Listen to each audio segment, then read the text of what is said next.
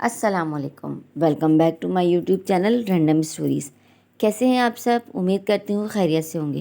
نئے آنے والے ویور سے گزارش ہے کہ میرے چینل کو ضرور سبسکرائب کر لیجئے۔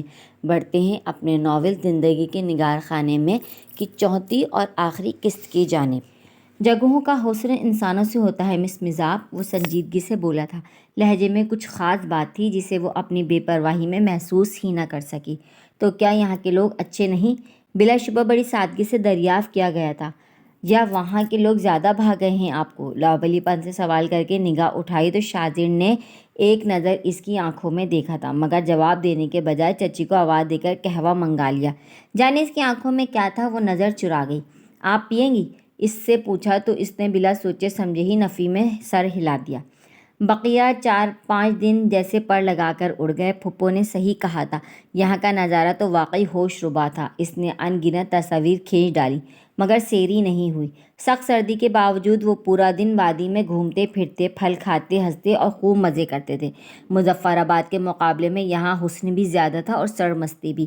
مامون اور شاذر اسے خوش دیکھ کر کافی مطمئن ہو گئے تھے، ورنہ تو انہیں یہی خدشہ ستا رہا تھا کہ کہیں کراچی جاتے ہوئے اس کے دل پر دکھ کا بوجھ ہو۔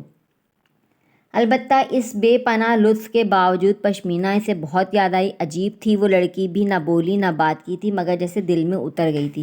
زندگی کی تلخیوں کا عبرتناک جلتا ہوا نشان تھی وہ، مگر زندگی کی طرح دھڑک رہی تھی، بالکل وادی کشمیر کی طرح، جو خوبصورت تو تھی مگر دشمنوں کے مظالم نے اسے داغدار کر دیا تھا۔ گاؤں کے لوگ، رہن سہن اور ریت و رواج، اسے سب کچھ اچھا لگا تھا۔ ان کے جانے میں جب ایک دن رہ گیا تو وہ بہت اداسی محسوس کر رہی تھی۔ پوری رات بے چینی میں کٹی۔ اسے تو خود پر حیرت ہو رہی تھی کہ یہاں آ کر ایک لمحے کے لیے بھی کراچی اور اپنے گھر والے یاد نہیں آئے، جو اس وقت دنیا کے مختلف خطوں میں بٹے ہوئے تھے۔ اگر میں یہاں سے واپس ہی نہ جاؤں، ایک گونج بن کر رہ جاؤں اس وادی میں تو… اپنے خیالات پر وہ خود ہی ہنس دی تھی۔ صبح ناشتے کے لیے سب باورچی خانے میں جمع تھے۔ حد معمول باتیں ہو رہی تھیں، مگر اس کا دھیان کہیں اور تھا۔ باورچی خانے کے دائیں اور بائیں جانب والی دیواروں میں آمنے سامنے جو کھڑکیاں بنی تھیں، یکدم ایک بادل اس کھڑکی سے داخل ہو کر دوسری کھڑکی سے نکلا تو وہ جیسے چلا ہی اٹھی۔ او مائی گاڈ، واٹ اے سین! مون بھائی، دیکھا آپ نے؟ جوش میں اسے بالکل خیال نہ رہا تھا بلند آواز بولتے ہوئے دائیں جانب بیٹھے شاذر کا کندھا ہلا کر اسے باقاعدہ بوکھلا دیا تھا اس نے۔ مزاج میں ادھر ہوں۔ مامون کو یکدم سخت شرمندگی ہوئی تھی۔ اسے متوجہ کیا تو وہ بری طرح پشیمان ہو گئی۔ چونک کر دیکھا تو ہاتھ اب تک شاذر کے کندھے پر تھا۔ بری طرح جھینپ کر ہونٹ کاٹتے ہوئے بے ساختہ مامون کی طرف دیکھنے لگی اور ہاتھ گود میں رکھ لیے۔ یہ نظارہ تو یہاں عام ہے، اتنی بلندی پر بنا ہے یہ گھر کہ اکثر یہاں بادل آتے جاتے رہتے ہیں، بلکہ برسات کے موسم میں تو لطف ہی اور ہوتا ہے۔ شاذر کے چچا نے بردباری سے سب کی توجہ اپنی طرف کر لی تھی۔ شاذر نے سرسری سی نظر اس پر ڈالی جو اب تک خپت سے سرخ ہو رہی تھی۔ سب کے لبوں پر دھیمی دھیمی مسکراہٹ تھی۔ پھر تو گھر میں بھی برسات ہوتی ہوگی، مامون نے شوقی سے کہا تو سب ہنس پڑے۔ 8 بجنے میں ابھی پورا 1 گھنٹہ تھا۔ مرد حضرات گول کمرے میں جا بیٹھے تو وہ چچی کے پاس سے اٹھ آئی۔ جھروکے سے باہر دیکھا تو تاحد نگاہ سفید کہر کی چادر تنی تھی۔ اس کے دل میں جانے کیا آئی کہ پچھلی طرف بنی چھوٹی سی گیلری پھلانگ کر اترائی کی طرف اتر آئی۔ ذرا فاصلے پر خوبصورت منظر تھا۔ واؤ! پھولوں پر شبنم جمی تو واقعی زبردست تھی۔ سورج کی کرنیں ابھی نمودار نہیں ہوئی تھیں۔ شدید سردی سے اس کے ہاتھ یخ ہو رہے تھے، مگر وہ سہج سہج قدم اٹھاتی پھولوں کے کنج کی طرف چلی آئی۔ چہرے پر نمی آ کر رکنے لگی تھی۔ اسے احساس ہی نہیں تھا کہ اس وقت ایک چھوٹے سے بادل نے اسے اپنی آغوش میں لے رکھا ہے۔ وہ اسے دھند ہی سمجھ رہی تھی۔ ادھر شاذر نے مامون کو زکام میں مبتلا دیکھا تو گرم گرم قہوے کی فرمائش لے کر چچی کے پاس آیا اور اسے غائب دیکھ کر فکر مند ہوا۔ کہاں جا سکتی ہے؟ پورا گھر چھان مارنے کے بعد وہ واقعی پریشان ہو گیا تھا۔ پہلے سوچا مامون کو خبر کر دے، مگر اس کی طبیعت کے پیش نظر چپ چاپ چچی کو قہوے کی تاکید کرتا اسی کمرے میں آ گیا جہاں سے وہ گئی تھی۔ سوائے اس کے کوئی اور رستہ نہ تھا باہر جانے کا۔ سامنے کے دروازے سے وہ گئی نہیں تھی کیونکہ وہ اب تک اندر سے بند تھا۔ مائی گاڈ، احمق لڑکی کہاں گئی؟ گھر کی چوکھٹ سے اٹکا اس کا مفلر نظر آ رہا تھا۔ مزاپ! اس طرف اترتے ہوئے ہی اس نے آواز لگائی تھی، مگر دور کہیں گرتے آبشار کی آواز میں اس کی آواز دب رہی تھی۔ زندگی میں پہلی بار اس کے دل کی رفتار تیز ہو گئی۔ اگر اسے کچھ ہو گیا تو کیا ہوگا؟ ممکنہ حادثے کے خیال سے سخت سردی میں اسے پسینہ آ گیا۔ سفید بادل اب تک وہیں رکا ہوا تھا۔ اس طرف کی اترائی کا یہیں سے آغاز ہوتا تھا اور نیچے گہری کھائیاں اتنی تعداد میں موجود تھیں کہ ان کے خیال سے ہی وہ مضبوط اعصاب کا مرد جھرجھری لینے پر مجبور ہو گیا۔ میزاب وہ بہت احتیاط سے نیچے اتر رہا تھا۔ خدا خدا کر کے بادل سرکا تو لمحے بھر کے لیے کچھ فاصلے تک دھندلا دھندلا سا منظر نظر آیا۔ غور کرنے پر پتہ چلا کہ وہ میزاب ہی تھی۔ وہ تیزی سے پتھر پھیلانگتا نیچے آیا تھا، ایک طرف منہ کھولے گہری کھائی کی موجودگی سے بے خبر۔ وہ جھک کر جانے کیا پکڑ رہی تھی کہ شاہزادے کی گھن گرج پر پوری جان سے لرز گئی۔ میزاب آپ یہاں کیا کر رہی ہیں؟ اف! اس کا دل جیسے رک کر دھڑکا تھا۔ سینے پر ہاتھ رکھ کر وہ برق کی سی تیزی سے پلٹی تھی، مگر پیروں تلے بچھے پتھر چرچرائے اور اس کا پاؤں پھسل گیا۔ ممی! یکدم اس کی چیخ پہاڑوں کا سینہ چیر گئی۔ سرحد سے آگے بڑھ کر شاہزادے نے اگر اس کا ہاتھ نہ تھام لیا ہوتا تو وہ سیدھی 50 فٹ گہری کھائی میں جا گرتی۔ مائی گاڈ! ایک لمحے کو تو اس کی سمجھ میں ہی نہیں آیا کہ کیا ہوا ہے، اور جب سمجھی تو بے ساختہ شاہزادے کے ہاتھ پر سر ٹکا کر بے اختیار سسکنے لگی۔ دل کی دھڑکن دگنی ہو چکی تھی۔ Be easy, you are safe. شاہزادے کے اعصاب بھی جھنجھنا اٹھے تھے، مگر جلد ہی خود کو اس کیفیت سے نکالا۔ سارا غصہ جھاگ کی طرح بیٹھ گیا تھا۔ خیال تھا تو صرف یہ کہ وہ بچ گئی ہے۔ اس کا ہاتھ بلا ارادہ میزاب کے سر پر آ ٹکا تھا۔ وہ اس قدر بے اوسان تھی کہ چند لمحے تک یوں ہی روتی رہی، اور جب حواس قابو میں آئے تو اپنی اس بے وقوفی پر ندامت سے پانی پانی ہو گئی۔ جلدی سے اس کا ہاتھ چھوڑا۔ Are you all right? شاہزادے کے لہجے میں شدید تردد اور تشویش تھی۔ وہ بلیک پل اوور کی آستینوں سے آنسو صاف کرتے ہوئے سر ہلا گئی۔ سارا واقعہ اتنی تیزی میں ہوا کہ دونوں کو سوچنے کا موقع ہی نہیں مل سکا، مگر جوں ہی اوسان قابو میں آئے شاہزادہ اس پر برس پڑا تھا۔ جانے یہ خود اختیاری کی کیفیت پہ خجالت تھی یا واقعی غصے میں تھا۔ منع کیا تھا نا آپ کو کہ 8 بجے سے پہلے باہر نہیں نکلنا، پھر آپ کیوں آئیں اس طرف؟ وہ اس شدید حملے کے لیے تیار نہیں تھی، اس لیے سب کچھ بھلا کر رو دی۔ پہلے ہی کچھ غم گھبراہٹ نہیں ہو رہی تھی۔ Dam it! شاہزادہ جھنڈلا اٹھا۔ رونا بند کریں اور چلیں، اب تک تو پورے گھر کو معلوم ہو گیا ہوگا آپ کا کارنامہ۔ استہزائیہ انداز میں کہتا وہ آگے کی طرف بڑھا تو وہ بھی نادم سی سوں سوں کرتی چلی آئی۔ اترتے وقت تو اندازہ نہیں ہوا تھا، مگر جب واپسی کے لیے ڈھلان پر چڑھنا پڑا تو 14 طبق روشن ہو گئے۔ شاہزادے کے کھردرے مضبوط اور سخت ہاتھ میں ہاتھ دیے اس کے پسینے چھوٹ گئے تھے، مگر خود کو سنبھالتی رہی۔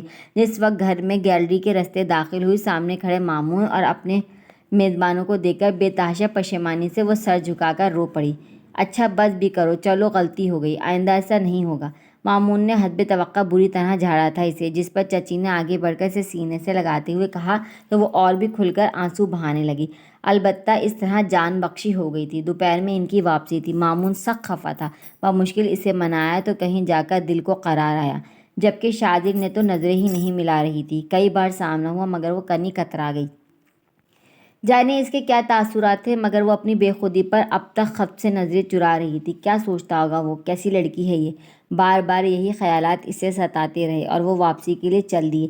چچا چچی نے بہت سی سوغاتیں دی تھیں انہیں، اور وہ ان کے خلوص کی گرویدہ ہو گئی۔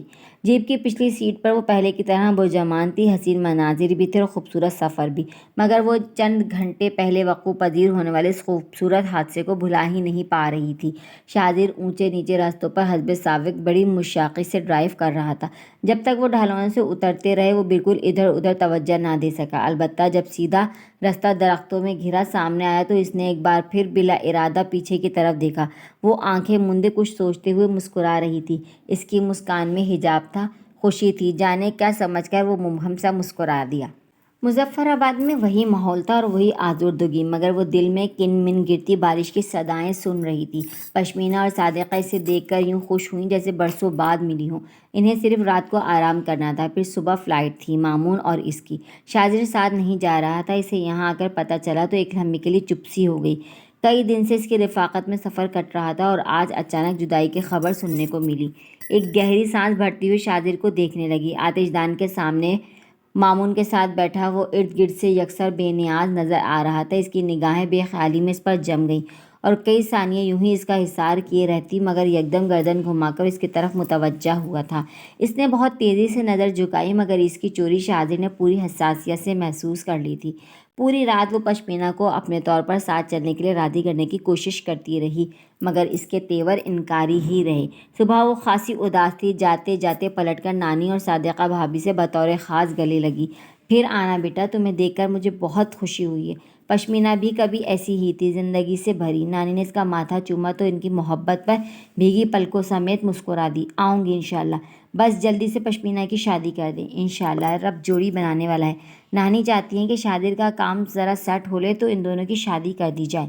صادقہ بھابھی نے محبت پاش نظروں سے پشمینہ کو دیکھا جو ذرا فاصلے پر کھڑی شادی کی بات سن رہی تھی، اور مزاج کو ایسا لگا جیسے اس کے گرد دھڑ دھڑ دیواریں گر رہی ہوں۔ شاذر اور پشمینہ چند دن پہلے دعا مانگی تھی کہ اسے ایک اچھا شریک حیات ملے، مگر سوچا بھی نہ تھا کہ شاذر کو چنا جائے گا اس کے لیے۔ وہ شاذر جسے دیکھ کر وہ زندگی کی تمنا کرنے لگی تھی۔ اس کے چہرے پر یکدم اتنے سائے گزرے اور آنکھوں میں پانی جمع ہوا کہ صادقہ پریشان ہو گئی۔ گھبرا کر اس کا چہرہ تھام لیا۔ کیا ہوا؟ کچھ نہیں بھابھی، یہ تو بس خوشی کے آنسو ہیں۔ پشمینہ مستحق ہے کہ اسے شاذر جیسا لائف پارٹنر ملے۔ میری دعائیں اس کے ساتھ ہیں۔ کس عدیہ سے اس نے خود پر ضبط کر کے کہا تھا، اور پھر اس سے زیادہ برداشت نہ کر سکی تو تیز قدموں سے چلتی جیپ میں آ بیٹھی۔ شاذر نے نوٹ کیا، اس کا چہرہ زرد پڑتا جا رہا تھا۔ مامون پشمینہ کے والد اور جان عالم سے الوداعی گفتگو کر رہا تھا، شکریہ ادا کر رہا تھا۔ مزاج کے لیے یکدم سارا منظر دھندلا گیا، آنکھوں کے آگے جیسے پانی کی چادر تن گئی تھی۔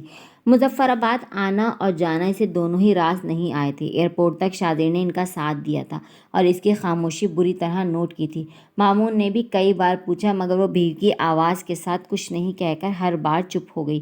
دونوں نے سوچا شاید وہ یہاں سے جانے پر افسردہ ہے، اور وجہ تو یہ تھی بھی، مگر کچھ اور بھی تھا، کچھ اور جس نے یکدم اس کا دل اچاٹ کر دیا تھا۔ پشمینہ کے لیے جہاں دل خوش ہوا تھا، وہاں اپنے لیے سخت آزردہ بھی تھا، مگر وہ پھر بھی خود کو مطمئن کرنے کی کوشش کر رہی تھی، اور جس لمحے شاذر نے مامون سے مصافحہ کیا، اس کی جانب دیکھا، وہ اپنے آنسو ضبط نہ کر سکی اور بے اختیار رخ موڑ گئی۔ وہ واپس آئی تو اپنے ساتھ یادوں اور اداسیوں کے گہرے کالے بادل بھی لے آئی تھی۔ ڈیڈی اس سے خوش تھے کہ وہ مامون کے ساتھ گھوم پھر آئی، البتہ ممی سے فون پر سخت سست سننے کو ملی تھی۔ اگلے ہفتے وہ بھی واپس آ رہی تھی، عادل بھائی کے ساتھ، کیونکہ نانا جان کی طبیعت خاصی بہتر ہو گئی تھی۔ اس نے خاموشی کو ہی شعار بنائے رکھا، کچھ بھی کہنے کا کوئی فائدہ نہ تھا۔ اسی اداسی میں دن چپ چاپ گزرنے لگے۔ دادو بہت صبر کے ساتھ اس کی خاموشی اور اداسی نوٹ کر رہی تھی، مگر اسے خود سے فرصت نہ تھی کہ کچھ محسوس کر پاتی۔ لیلا اور واصف کو بھی اس نے قصداً فون نہیں کیا تھا۔ آج کل کسی سے ملنا، بات کرنا دل کی بے قراری کو کم نہیں کر رہا تھا۔ اسے لگتا جیسے لفظ کھو سے گئے ہیں۔ اس نے پلٹ کر تصویریں دیکھی تک نہیں کہ ان میں جگہ جگہ شاذر کی موجودگی کے شواہد تھے، مگر مامون کو چین نہیں تھا۔ اپنا کلیکشن جس روز اسے دکھانے لایا، اس کی سستی پر سخت سست سناتا اس کی یو ایس بی اسٹک ساتھ لے گیا۔ وہ بہت ہنگامہ پرور اور سیماب فطرت نہیں تھی، اس کے باوجود لیلا نے ملتے ہی اس کی بدلی ہوئی کیفیت بھانپ لی۔ چند دنوں کی خاموشی اور گھٹنے سے تھکا دیا تھا، اس لیے اس کے اصرار پر سب کچھ سنا گئی۔ لیلا کی کیفیت حسب توقع تھی، شدید تعصب اور رنج سے وہ بھی کچھ دیر بول نہ سکی، کہنے کے لیے کچھ تھا بھی نہیں، محض اس کا شانہ تھپک کر آنسو پیتی رہی۔ اب کیا کرو گی مزاح؟ آنٹی تو غالباً اسود کے لیے ہاں کرانے کی غرض سے ہی لوٹ رہی ہیں۔ دادو نے تو اب تک کے لیے کافی ہی روکا تھا انہیں، اسے فکر تھی۔ پتہ نہیں، ابھی میرا ذہن کچھ سوچنے کے قابل نہیں ہے لیلا، پلیز میرے لیے دعا کرو۔ درد سے چور لہجہ تھا اس کا۔ لیلا دل گرفتہ سی پاس بیٹھی رہ گئی۔ وہ قدم ہی میرا ہم سفر رہا تو کیا، کہیں تلک تو کٹا اپنا راستہ اچھا، یہ دیکھنا ہے کہ شب کس طرح گزرتی ہے، تیرے خیال میں دن تو گزر گیا اچھا۔ پھر چند دن اور آگے سرک گئے۔ ممی کی واپسی اسی عزم کے ساتھ ہوئی تھی کہ وہ اس کو ماسٹرز کرنے کی مہلت دینے کو تیار نہیں تھی۔ اظہر بھائی اور مامون کی البتہ سرگرمیاں دن بدن پر اسرار ہوتی جا رہی تھیں۔ اسے کبھی کبھی ایسا محسوس ہوتا جیسے اس کے ارد گرد حالات کوئی ایسا جال بن رہے ہیں جس کو دیکھنے کی خواہش رکھتے ہوئے بھی وہ دیکھ نہیں پا رہی۔ ڈیڈی کا ووٹ مامون کے حق میں بھی تو ممی کا جھکاؤ اسود کی جانب تھا۔ اسے اپنے گرد شکنجہ کستا محسوس ہو رہا تھا۔ اسود اور سونی کی آپس میں پسندیدگی کی وہ واحد رازدار تھی، تو ادھر مامون اور ربیکہ کے خوابوں کا بھی اسے علم تھا، مگر ممی ڈیڈی سے پوچھنے کو گناہ عظیم تصور کیے بیٹھے تھے، جب ہی اس کی بے چینی کا انہیں احساس نہیں تھا۔ لیکن دادو محسوس کر رہی تھی کہ کچھ ہے جو اسے بے قرار کیے دے رہا ہے، سو ایک دن پوچھ ہی لیا۔ وہ کتنا بھی ضبط کرتی، سب کچھ بتا ڈالا انہیں۔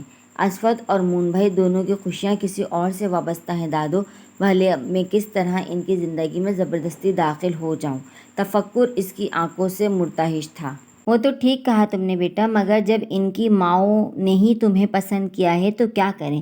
آخر ان دونوں لڑکوں کو بھی تو چاہیے کہ والدین کو اعتماد ملے۔ دادو اس نئی خبر سے کافی دیر سوچ میں غلطہ رہیں، پھر بولی، پھپھو جانتی ہیں سب کچھ، مگر مون بھائی کی ایک سننے کو تیار نہیں، اور آپ کو تو پتہ ہی ہے کہ مون بھائی بہت ضدی ہیں، ایک بار فیصلہ کر لیا تو پھر کبھی نہیں پھریں گے اس سے۔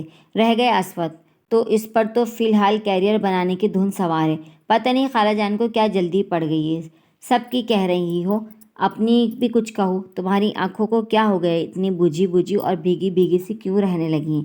اس کی بات نظر انداز کرتے ہوئے دادو نے یکدم ہی پوچھ لیا، تو وہ ان کے لہجے سے ٹپکتی محبت اور تشویش پر گڑبڑا سی گئی۔ کہاں دادو، بالکل ٹھیک تو ہیں میری آنکھیں، بس آج کل کچھ الرجی سی محسوس ہو رہی بس۔ مسکرانے کی کوشش میں وہ اور بھی آزردہ نظر آنے لگی تھی۔ دادو نے بے ساختہ اسے خود سے لگا لیا۔ میں ابھی شادی کے لیے ذہنی طور پر تیار نہیں ہوں دادی، پلیز ممی کو سمجھائیں۔ اس نے سسکتے ہوئے کہا تو دادو نے اسے محبت سے تھپکتے ہوئے کئی تسلیاں دے ڈالیں اور وہ مطمئن ہو گئی۔ جانتی تھی کہ اب کوئی مسئلہ نہیں رہے گا، دادو کا بس چلتا تو اس کے لیے قسمت سے بھی لڑ جاتی۔ پھپھو کو تو انہوں نے صاف لفظوں میں خود انکار کر دیا تھا، وہ نہیں چاہتی تھی کہ دلوں میں ایک دوسرے کے لیے بال آئے اور بہن بھائی میں ناچاقی ہو، اس لیے خود بات صاف کر لی۔ شادی بیاہ دل کے معاملے ہوتے ہیں بیٹا، مون کی مرضی نہیں تو جبر مت کرو، مرد کا تو کچھ نہیں بگڑتا، وہ 4 عورتیں مرضی سے گھر لا سکتا ہے، مگر اس طرح عورت برباد ہو جاتی ہے، اور تم جانتی ہو مذاب کو میں نے تم سب سے بڑھ کر چاہا ہے، میں اسے دکھی نہیں دیکھ سکتی۔ ان کا فیصلہ کن انداز پر پھپھو چاہ کر بھی کچھ نہ کہہ سکیں، جانتی تھی کہ ماں غلط نہیں ہے۔ اسود سے کچھ کہنے کی نوبت ہی نہ آ سکی۔ خالہ جان نے جب چھٹیوں میں اس کے لاہور آنے پر پرپوزل کے بارے میں بتایا تو صاف مکر گیا اور انہیں سونی کے لیے منا کر ہی دم لیا۔ ممی کی البتہ اس بات پر ان سے کافی کشیدگی ہو گئی تھی، کئی دن وہ سخت آف موڈ میں رہیں، مگر دھیرے دھیرے خود ہی چپ ہو گئیں۔ جوان اولاد پر بھلا کس کا بس تھا، وہ تو بیٹی کو روک نہ سکی تھی، بھانجے پر کس طرح حق جتاتی۔ مہتاب کی ضد جب انہیں توڑ سکتی تھی تو خالہ جان بھی مان سکتی تھی۔ انہی دنوں رزلٹ آؤٹ ہوتے ہی اس نے یونیورسٹی جوائن کر لی۔ 1 مہینہ کیسے گزرا صرف وہی جانتی تھی، بوجھل دل اور بےکل راتیں۔ کہتے ہیں وقت بڑا مرہم ہے، سو وہ بھی منتظر تھی کہ ایک دن اسے بھی قرار آ جائے گا، اور کسی حد تک اس نے خود کو قصداً مصروفیات میں الجھا لیا تھا کہ یکدم شاہزیر کا سامنا ہو گیا۔ اس روز وہ یونیورسٹی سے واپس آتے ہوئے کچھ لیٹ ہو گئی تھی۔ اسٹوڈنٹ ویک کی وجہ سے کچھ پروگرام آرگنائز کیے تھے ان کے ڈپارٹمنٹ نے، جن میں اسے مجبوراً شرکت کرنی پڑی۔ لیلی اور واصف نے سخت تاکید کی تھی، لہذا واپسی میں تھے شام کے 5 بج گئے۔ واصف ہی ڈراپ کرنے آیا تھا، چنانچہ جس وقت وہ کھلے گیٹ سے اندر آئی، سامنے سے آتے شاہزیر کو دیکھ کر وہیں لان میں ٹھٹک گئی۔ اس نے بھی مذاب کو دیکھ لیا تھا۔ دوستانہ اور شناساسی مسکراہٹ اس کے چہرے کا حصہ بن گئی۔ السلام علیکم، کیسی ہیں آپ؟ قریب آنے پر اس نے پوچھا۔ وعلیکم السلام۔ اسے دیکھ کر آنکھوں میں غبار اترنے لگا تھا، جسے پلکیں جھپک کر وہ پینے کی کوشش کر رہی تھی۔ شاہزیر نے محسوس کیا وہ کچھ اپسیٹ اور غیر معمولی طور پر سنجیدہ ہے۔ آپ نے بتایا نہیں کہ کیسی ہیں آپ؟ اس نے قصداً ٹوکا تھا۔ اچھی ہوں، بہتر ہوں، ہونٹ کاٹتے ہوئے سٹپٹا رہی تھی۔ وہ تو ہیں آپ، خفیف سی مسکراہٹ سمیٹ کہا گیا جملہ اسے چونکا گیا۔ بے ساختہ نظر اٹھا کر اسے دیکھا، مگر زیادہ دیر اس کی ہیزل براؤن آنکھوں میں جھانک نہ سکی۔ پشمینہ کیسی ہے اور بھابھی وغیرہ؟ دھڑ دھڑ کرتے دل کو بمشکل قابو کیا تھا اس نے۔ سب اچھے ہیں، بالخصوص پشمینہ آپ کو بہت یاد کرتی ہے، میں بھی انہیں بہت مس کرتی ہوں، بلکہ انہیں تو شاید میں تعمر نہ بھلا سکوں۔ بے ساختہ گہری سانس بھرتے ہوئے بہت شکستہ لہجے میں بولی تھی۔ شاہزیر اب واضح طور پر ٹھٹکا تھا۔ نظروں کی اپنی زبان ہوتی ہے، بہت کچھ کہہ سن لیتی ہیں نگاہیں۔ اس نے بارہا مذاب کی نظروں کو پڑھا تھا، آنکھوں میں لکھی تحریر کو سمجھا تھا، مگر اس وقت وہ پچھلے دنوں کے مقابلے میں بہت آزردہ اور دل گرفتہ لگ رہی تھی۔ خاص طور پر جس طرح اس نے پشمینہ کا تذکرہ کیا، اسے لگا وہ اور پشمینہ کسی اندیکھی ڈور سے بندھ گئی ہیں۔ آج اس کے لبوں پر خوبصورت جذبوں کی تاثیر سے مہکتی مسکراہٹ نہیں تھی، آنکھوں میں کچھ حاصل کرنے کی لگن نہیں تھی، ایک تھکان، ایک تج دینے والی کیفیت تھی، جسے اپنی زندگی اپنے ہاتھوں خیرات کر دی ہو۔ کیوں؟ ایسا کیا ہے پشمینہ میں کہ اسے بھلانا ناممکن ہے آپ کے لیے؟ سینے پر بازو لپیٹتے ہوئے وہ اب بے حد سنجیدگی سے استفسار کر رہا تھا۔ مزاب اپنی بے اختیاری پر نادم اور متفکر ہو گئی۔ بس یوں ہی کچھ لوگ ہوتے ہیں نا ایسے کہ جنہیں ہم چاہ کر بھی نہیں بھلا سکتے۔ پھیکی سی مسکان لبوں پر سجانی پڑی تھی۔ کوشش کر کے دیکھیں، کیا معلوم اس بار کامیابی ہو۔ کبھی کبھی انسان کوشش کرنے پر بھی قادر نہیں ہوتا۔ شاہزیر کے کہنے پر بلا ارادہ اس کے لبوں سے یہ فقرہ پسلا تھا۔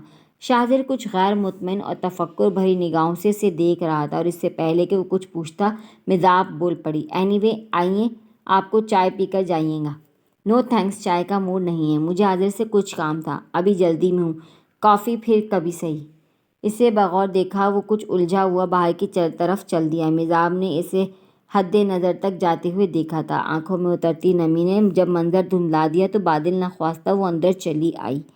کچھ دن اور آگے سرکے تو ایک نیا مسئلہ اٹھ کھڑا ہوا۔ مامون اور آزر دونوں ایک بار پھر ریزورٹ ویکینڈ گزارنے چلے گئے تھے۔ بات بظاہر تو کچھ نہیں تھی، مگر بیگم زیب درانی نے اس کا بطور خاص نوٹس لیا۔ ان کا پارا 7ویں آسمان سے باتیں کرنے لگا تو مزاب بھی متوجہ ہوئی، ورنہ اس کے نزدیک یہ کوئی حیران کن بات نہیں تھی۔ جب اونرشپ لی تو ریزورٹ وزٹ لینا کون سا گناہ تھا؟ البتہ اب وہ بھی کچھ متجسس ہو گئی تھی، ساتھ ہی ان دونوں کی واپسی کی منتظر بھی، کیونکہ ان کی آمد پر ہی عقدہ کھلنا تھا۔ سو ایسا ہی ہوا۔ جس روز آذر بھائی واپس آئے ممی کے کمرے میں ان کی پیشی ہوئی تھی۔ یہ تم کیا کرتے پھر رہے ہو آذر؟ ممی کے تیور سخت برگشتہ تھے۔ کچھ نہیں ممی، بس ذرا ٹریولنگ کے لیے گیا ہوا تھا۔ آر یو شیور آذر کہ تم ٹریولنگ کے لیے گئے ہوئے تھے؟ ممی کے لہجے میں طنز اور بے یقینی تھی۔ آذر انہیں گہری نظروں سے دیکھ کر قدرے چپ ہو رہا تو یکدم انہوں نے دھماکہ کر دیا، تمہاری آئی ڈی پر جو ای میل آئی ہے اس کے متعلق کچھ جانتے ہو؟ جی؟ آذر حقیقتاً اس افتاد کے لیے تیار نہ تھا۔ کیا تعلق ہے تمہارا کشمیر کا سے؟ میں نے تمہیں شاہزیر سے صرف اس صورت میں تعلقات بڑھانے کی اجازت دی تھی کہ بقول تمہارے وہ یہ حریت پسندی وغیرہ چھوڑ چکا ہے، مگر لگتا ہے کہ اس کی صحبت تم پر رنگ جمانے لگی ہے۔ And you know it very well آذر کہ مجھے یہ سب پسند نہیں۔ وہ سخت جارحانہ موڈ میں تھی۔ آذر کے چہرے پر سنجیدگی ٹھہرنے لگی۔ دراصل ممی میں آپ کو بتانا ہی چاہ رہا تھا کہ میں اور مامون، مجھے کچھ بتانے کی ضرورت نہیں، تمہاری ایکٹیویٹیز سے بہت اچھی طرح واقف ہوں، اور تمہیں یہ کہنے کے لیے بلایا ہے کہ پہلی فرصت میں یہ ڈرامہ بند کرو۔ مجھے اگر معلوم ہوتا کہ تم دونوں ریزورٹ کی اونرشپ اس لیے لے رہے ہو کہ وہاں جا کر اپنے کاز کے لیے فنڈ اور ہمدردیاں اکٹھی کرو گے تو اسی وقت تمہارا اکاؤنٹ سیل کر دیتی۔ ان کا مزاج آتشی تو تھا ہی، مگر اس وقت کچھ اور بھی غضبناک ہو رہی تھی وہ۔ مگر یہ کوئی غلط کام نہیں ممی، ہم ہتھیار تو فراہم نہیں کر رہے، بس ضروریات زندگی اور چند۔ اسٹاپ اٹ آذر، مجھے اس گھر میں کوئی لیڈر، کوئی مجاہد نہیں چاہیے۔ میں تمہاری شادی کر کے تمہاری لائف سیٹل کرنا چاہ رہی ہوں، اور تم کس طرف چل پڑے ہو؟ تمہیں امریکہ سے MSS کے اس لیے کرایا ہے، لاکھوں روپے کی کمپیوٹر لیب بنا کر دیے تمہیں، کتنا انویسٹ کر چکے ہیں تم پر کچھ اندازہ ہے تمہیں؟ اور تم اس پالیٹکس کے پیچھے سب کچھ برباد کرنے پر تلے ہو؟ اور کچھ نہیں تو کم از کم یہ تو سوچو کہ تم ہمارے اکلوتے بیٹے ہو، یور اونلی سن۔ یہ ساری پراپرٹی کس کے لیے ہے؟ کیا تم اس گھر کو، سارے بزنس اور پراپرٹی کو اپنے کاز کے لیے برباد کر دو گے؟ وہ اس کی بات کاٹ کر بھرپور انداز میں اختلاف کر رہی تھی۔ مگر یہ کاز فضول نہیں ہے ممی، لاکھوں لوگوں کی زندگی بندی ہے اس سے۔ آذر کی رگوں میں جوان خون دوڑ رہا تھا، لہذا لہجے میں جوش اور گرمی تھی۔ تو تم کیا سمجھتے ہو اکیلے جیت سکو گے یہ جنگ؟ ارے احمق ہو تم، دیکھ لینا کچھ نہیں ہوگا، یہ ساری ڈرامے بازی ہے اور بس۔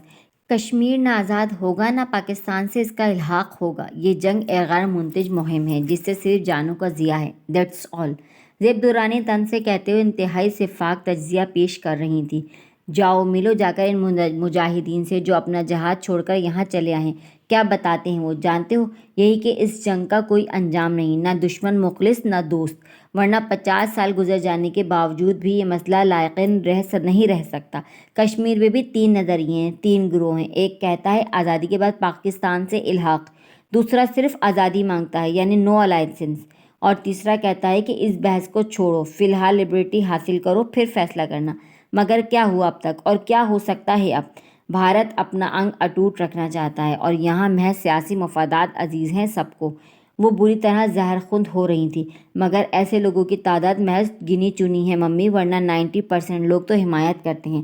ہاں لیکن ان 10% لوگوں کو جنہیں تم اہمیت نہیں دیتے، ان کے اختیار سے واقف نہیں ہو تم۔ در حقیقت یہی 10% آج تک 90% کی زندگیوں کا فیصلہ کرتا رہا ہے۔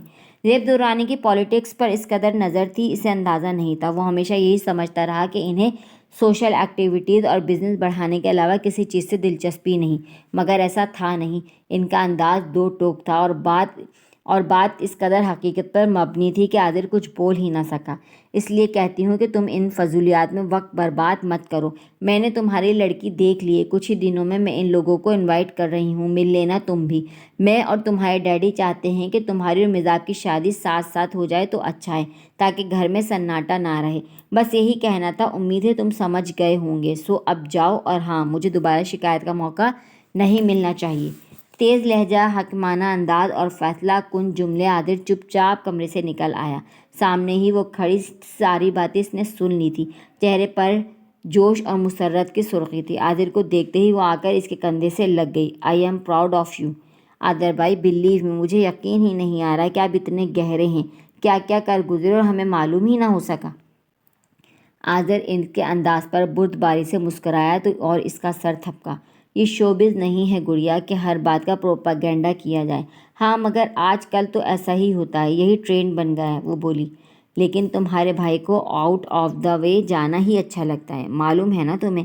اس کی بات پر وہ خوش دلی سے ہنسا تھا۔ ممی کی نصیحت اس نے سن لی تھی، گرہ سے باندھی نہیں تھی۔ وہ تو ٹھیک ہے، مگر ممی آپ کی شادی کے لیے سیریس ہیں بھائی، تو میں نے کب منع کیا ہے؟ مزاج کی بات پر وہ پھر مسکرا دیا۔ مطلب آپ راضی ہیں؟ حیرت اور خوشی کے ملے جلے لہجے میں وہ جیسے چیخی۔ ہاں بالکل، مگر لڑکی ذرا اپنی پسند کی ہی چلے گی۔ اس نے ایک اور انکشاف کیا تو وہ ششدر رہ گئی۔ بری طرح ٹھٹک کر بھائی کو دیکھا۔ وہ جانتی تھی ممی نے کچھ اور سوچ رکھا ہے۔ کیا آپ نے پسند کر لی ہے؟ جھجک کر پوچھا، اور جب جواب میں ہاں ملا تو فوراً پوچھا، کون ہے وہ؟ پشمینہ، شادر کی کزن۔ دوسری طرف سے برملا جواب ملا تو وہ جیسے ساکت ہی رہ گئی۔ واٹ؟ اس کے ارد گرد ایک بار پھر دھماکہ ہوا تھا۔ مگر وہ تو شادر سے ہی منسوب ہے نہیں تھی، اطمینان سے بتا رہا تھا۔ مطلب یہ کہ شادر کہیں اور انٹرسٹڈ ہے۔ جب تک پشمینہ کے لیے کوئی اور پرپوزل نہیں تھا، وہ اپنے گھر والوں کی خوشی پوری کرنے کے لیے مجبور تھا، مگر جب میں نے اپنا اندیہ مامون پر ظاہر کیا تو اس نے خود ہی سارا ایڈجسٹمنٹ کر دیا۔ عادل نے مسرور اور مطمئن انداز میں کہا تو ایک لمحے کے لیے دل کی بے قابو ہوتی دھڑکن اسے پریشان کر گئی۔ اور ممی ڈیڈی؟ اسے فکر لگی۔ شادر کے بارے میں سن کر الگ دھڑکے جا رہا تھا۔ ڈیڈی کو میں نے بتا دیا ہے۔ عادل تو انکشافات پر انکشاف کر رہا تھا۔ مزاج دانتوں تلے انگلی دبائے اسے دیکھنے لگی۔ یہ سب کب ہوا بھائی؟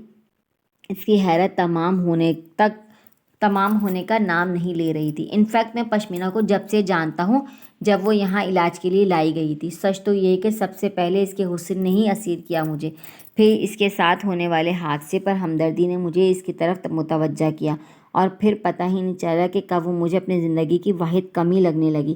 وہ بہت اچھی ہے مزاج، بلیو می۔ لوگ کہتے ہیں کہ وہ داغدار ہے، اور میں کہتا ہوں داغ تو چاند میں بھی ہے۔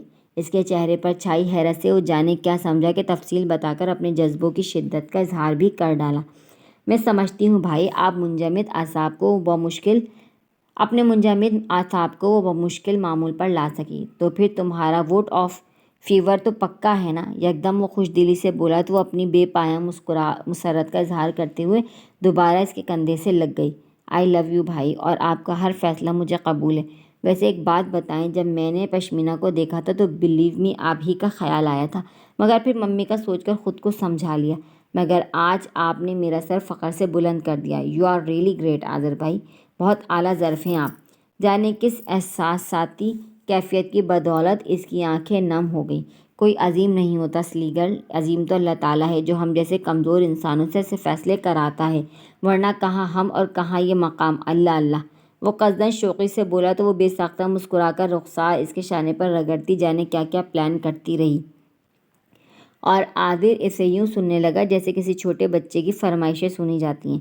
ڈیڈی خوش دلی سے راضی نہ تھے، اور ابھی تو ممی کو بھی سمجھانا تھا۔ وہ خوش تو ہوئی مگر اندر ہی اندر سہمی ہوئی بھی تھی۔ دوسری طرف شادر کے خیال سے یہ دل مسرور ہوا جا رہا تھا، گو کہ ابھی یہ معلوم نہیں تھا کہ وہ کس کو پسند کرتا ہے، مگر یہ وقفہ خواب ہی بہت تھا۔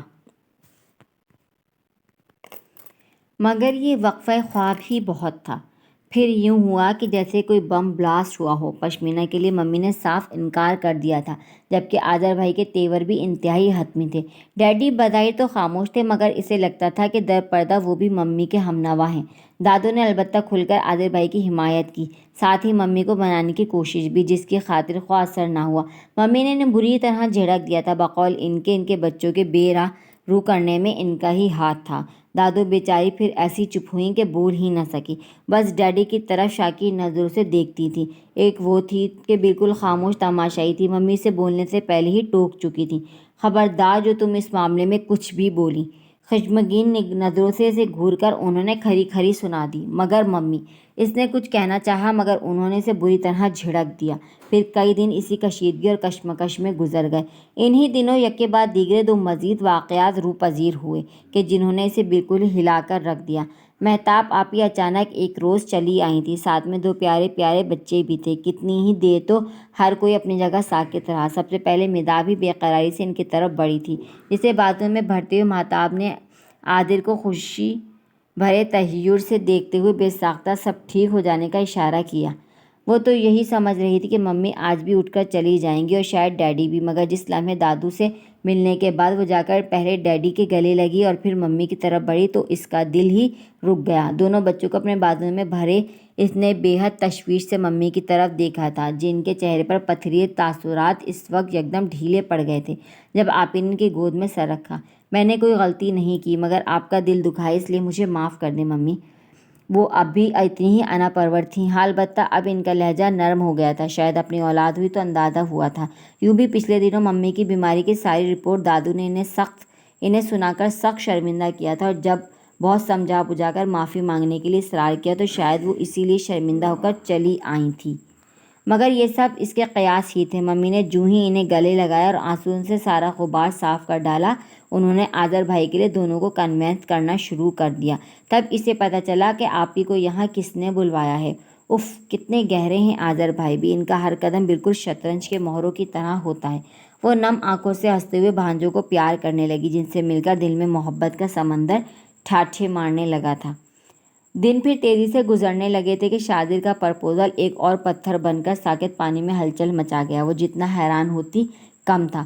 مامون بھائی اور پھپھو بھی ساتھ آئے تھے۔ کشمیر سے صادقہ بھابھی اور پشمینہ کے والد نے آ کر تو جیسے اس کو حیرت سے ساکت ہی کر دیا تھا۔ تو اب میں سمجھی، سرخ خوشی کے آنسو دراصل غم کے آنسو تھے۔ صادقہ بھابھی نے جوں ہی سے تنہا پایا فوراً شوقی سے گدگدایا تھا۔ وہ مزید سرخ ہو گئی۔ وہ تو شکر کریں آذر نے دونوں کی مشکل حل کر دی، نہیں تو ساری زندگی بیچاری پشمینہ کو بددعائیں دیتے گزرتی ان دونوں کی۔ مامون نے بیچ میں ٹپکتے ہوئے لقمہ دیا تو وہ یکدم بول پڑی، جی نہیں، بھلا پشمینہ کو کیوں بددعائیں دیتے، ان کا کیا قصور ہے؟ یعنی معاملہ وہی تھا جو ہم نے سمجھا۔ دیتے لفظ ظاہر کر رہا ہے کہ دونوں طرف یکساں۔ مون بھائی، بری طرح جھیپتے ہوئے اس نے اسے بیچ میں ہی ٹوک دیا تھا، یہاں ہنسی مذاق ہو رہا ہے اور اندر ممی کی وہی عدلی بحث جاری ہے۔ ڈیڈی بھی کچھ غیر مطمئن تھے، مگر آذر بھائی اور دادو کے ساتھ جب آپی نے پھپھو اور شاذر کے ماموں کا ساتھ دیا تو ان دونوں کو قدرے نرم پڑنا پڑا۔ بظاہر وہ ہنس رہی تھی، مسکرا رہی تھی، مگر بے چینی عروج پر تھی۔ مامون نے محسوس کیا کہ اس کا شانہ تھپتھپاتے ہوئے بولا، کم آن، جسٹ ریلیکس، ہو جائے گا سب ٹھیک۔ شادر میں کوئی کمی نہیں کہ ماموں جان یا ممانی انکار کریں، پھر ماما ہے نا اندر، کنفیس کر کے ہی دم لیں گی۔ جی معلوم ہے، جیسے آپ کو کر لیا تھا کنفیس، وہ مایوسی سے بولی تو مامون ہنس پڑا، ارے اپنی بات تو اور ہے، ہم تو بیٹے ہیں ان کے، جبکہ بہنیں بھائیوں سے بہت کچھ منوا لیتی ہیں، دیکھ لینا ہاں کرا کر ہی اٹھیں گی۔ وہ حسب عادت پر یقین اور مطمئن تھا، اور پھر واقعی ہوا بھی ایسا ہی۔ دادو جس لمحے ہنستی مسکراتی باہر نکلی، اس کی خوشی کا کوئی ٹھکانہ نہ تھا۔ انہوں نے آ کر بے ساختہ اس کی پیشانی چومی۔ خوش رہو، اللہ تعالیٰ سدا سکھی رکھے، میں تو شکرانے پڑھوں گی۔ اور میں بھی، مون نے بے ساختہ کہا تو وہ ہنس پڑی۔ گھر میں اچھا خاصا ہنگامہ اٹھ کھڑا ہو گیا تھا۔ دادو اور آپی اسے اندر لے گئیں، جہاں سب کے ساتھ اس کا منہ میٹھا کرانا تھا۔ اس نے دیکھا ممی اور ڈیڈی بہت زیادہ خوش نہیں لگ رہے تھے۔ اس کے دل میں ملال سر اٹھانے لگا، ان کے تینوں بچوں کی خوشی میں ان کی مرضی شامل نہیں رہی تھی۔ دادو نے اسے مٹھائی کا ٹکڑا کھلانا چاہا تو اس نے بے ساختہ ممی کی طرف دیکھا، ادھر آؤ بیٹا زیب، بچی تمہارے ہاتھ سے کھانا چاہ رہی ہے۔ وہ اس کا معافی ضمیر سمجھ گئی تھی۔ ممی یوں چونکی جیسے کوئی انہونی ہو گئی ہو۔ عاذر اور مہتاب نے جس طرح اپنے فیصلے مسلط کیے تھے، اس سے ایک عجیب طرح کی دوری پیدا کر دی تھی ان کے دل میں، مگر مزاج ان کی منتظر تھی۔ ان کے فیصلے کی اہمیت تھی اس کی نظر میں، جبکہ انہوں نے اس کی آنکھوں میں تحریر اس کی خوشی پڑھ لی تھی۔ شادر کا ساتھ اسے دل سے قبول تھا، مگر پھر بھی وہ منتظر نظروں سے انہیں دیکھ رہی تھی۔ وہ بے ساختہ آگے بڑھی اور اسے بیچ لیا۔ ممی اگر آپ خوش نہیں ہیں تو پلیز کہیے، میں انکار کر دوں گی۔ بہت ہلکی سرگوشی تھی اس کی۔ بیگم زیب کی آنکھوں میں نمی چمکنے لگی۔ مجھے آپ سے زیادہ کچھ عزیز نہیں ممی۔ لہجہ گلوگیر تھا۔ زیب بیگم نے فرتے محبت سے اس کی پیشانی چوم لی۔ اور مجھے تمہاری خوشی سے زیادہ کوئی پیارا نہیں میری جان، بلیو می، میں خوش ہوں۔ ان کے دھیمے سروں میں کہے گئے الفاظ اس کے اندر زندگی بن کر اتر رہے تھے۔ سچ ممی؟ وہ سوالیہ نظروں سے انہیں دیکھنے لگی تو نم آنکھوں سمیت مسکرا دی۔ او ممی، یو آر گریٹ۔ وہ بے ساختہ ان کے گلے لگ گئی تھی۔ خوشی و انبساط اپنے عروج پر محسوس ہو رہا تھا اس وقت۔ اس کے دل سے جیسے بھاری بوجھ اترا تھا۔ اسے جھیپتا دیکھ کر دادو نے مٹھائی کھلا کر اسے اس کے کمرے میں بھجوا دیا، جہاں بیڈ پر گرتے ہی وہ خوشی سے رو پڑی تھی۔ کبھی سوچا بھی نہیں تھا کہ ایسا ہوگا، مگر آج سارے خواب پورے ہو گئے تھے۔ یکدم موبائل کی بیل بجی تو وہ چونکی۔ ہیلو، مبارک ہو۔ دوسری جانب بلا شبہ شادر ہی تھا۔ بڑی جلد معلومات حاصل ہو گئی تھیں۔ آپ؟ حیرت و حجاب نے یکدم حملہ کیا تھا اس پر۔ جی میں۔ کہیں اب تو پشمینہ کو ساری عمر یاد کرنے کا ارادہ نہیں؟ بھاری آواز اور گھمبیر لہجہ ہلکی ہلکی شرارت لی ہوا تھا۔ بری طرح چھینپ گئی، مگر پھر بھی بولی، نہیں، کیونکہ وہ اب ہمارے ساتھ ہی رہیں گی، اس لیے یاد کرنے کی ضرورت نہیں پڑے گی۔ نانا، ہمارے ساتھ نہیں بلکہ عاذر کے ساتھ۔ مائنڈ یو، آپ میرے ساتھ رہیں گی۔ یا اللہ، یہ وہی بندہ ہے جس کے ماتھے پر شکنیں رہتی تھیں۔ اس کی شوخی پر وہ حیران ہی ہوئے جا رہی تھی۔ رخسار تپ کر گلابی ہو رہے تھے۔ کیا کہتی؟ لفظ گم ہو گئے تھے۔ کیا ہوا؟ کیا سوچ رہی ہیں؟ مجھے مبارکباد نہیں دیں گی؟ اس نے چونکا، یا تو وہ مدھر ہنس پڑی۔ یہ بھی اچھا طریقہ ہے، مبارکباد پہنچ گئی ہے مجھے۔ اس کے کچھ نہ بولنے اور ہنسنے پر لطیف انداز میں بولا تو وہ بے ساختہ کھلکھلا کر ہنس پڑی۔ ہنستی رہی، اچھی لگتی ہو۔ ہاں، اور آج شام آپ کی ممی نے بالخصوص ڈنر پر بلایا ہے۔ میں چاہوں گا آج تم سی گرین کلر کا سوٹ پہنو، بہت جچتا ہے تمہیں۔ خوش دلی سے کہتے کہتے وہ آپ سے تم پر اترا تو لہجے میں جذبوں نے بھاری پن پیدا کر دیا، جسے سن کر مزاج کی لوئیں سرخ ہو گئیں۔ سنا ہے تمہیں آئس کریم بہت پسند ہے، تیار ہے نا؟ ڈنر کے بعد ساتھ چلیں گے۔ دادو سے اجازت لے لی ہے میں نے، وہ کہے جا رہا تھا اور مزاج کا دل خوشی کی دھن میں لہرا رہا تھا۔ سیل فون ہاتھ میں تھامے وہ شادی کی خوبصورت باتوں میں کوئی خیال ہی خیال میں بہت دور نکل گئی تھی۔ جب چونکی تو شام ڈھل رہی تھی۔ جلدی سے اللہ حافظ کہہ کر فون رکھا اور وارڈروب کی طرف دوڑی۔